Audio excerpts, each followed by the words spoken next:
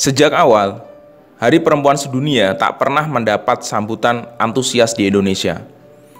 Meski sudah sejak tahun 1950-an, hanya sedikit kalangan yang memperingatinya. Hari Perempuan Sedunia secara khusus dirayakan oleh gerakan perempuan sosialis, seperti yang disebut oleh Elizabeth Martin dalam bukunya yang berjudul The Woman Movement in Postcolonial of Indonesia. Gerwani yang mempelopori peringatan itu.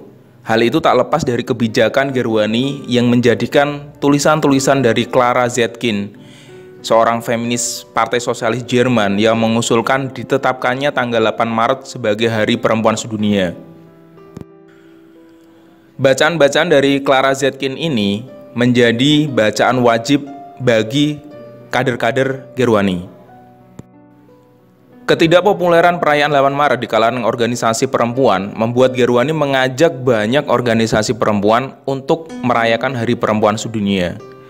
Upaya tersebut berbuah ketika pada tahun 1953 pimpinan PKI untuk pertama kalinya membahas tentang masalah perempuan di Hari Perempuan Sedunia. Di tahun berikutnya, para perempuan menekankan tuntutan pada hak dalam perkawinan, moralitas, serta masalah lain yang dihadapi perempuan. Pada perayaan tahun 1961, wanita komunis atau Wankom, kelompok perempuan anggota PKI, mengeluarkan pernyataan untuk memperkuat persatuan perempuan, khususnya buruh, tani, dan anti-feodal.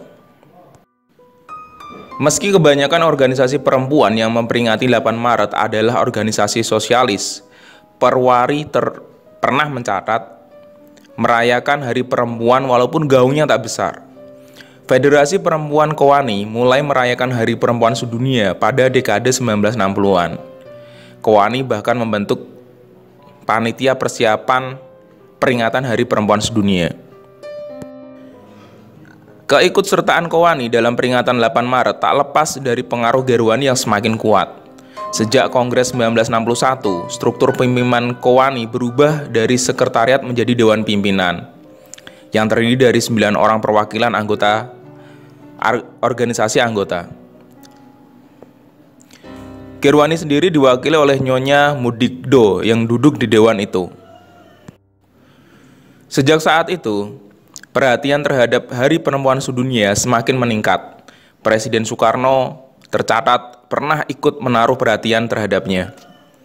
Pada tahun 1965, Presiden Soekarno menghelat peringatannya di Istana Negara sekaligus menyampaikan amanat dengan judul Tidak Ada Kompromi dengan Nekolim. Namun dengan bergantinya pemerintahan ikut mengubah nasib peringatan 8 Maret. Waktu era Soekarno ada Gerwani, dan itu mungkin satu-satunya gerakan perempuan yang sangat politis. Setelah gerakan 30 September meletus, saat itu juga generasi feminis banyak yang hilang.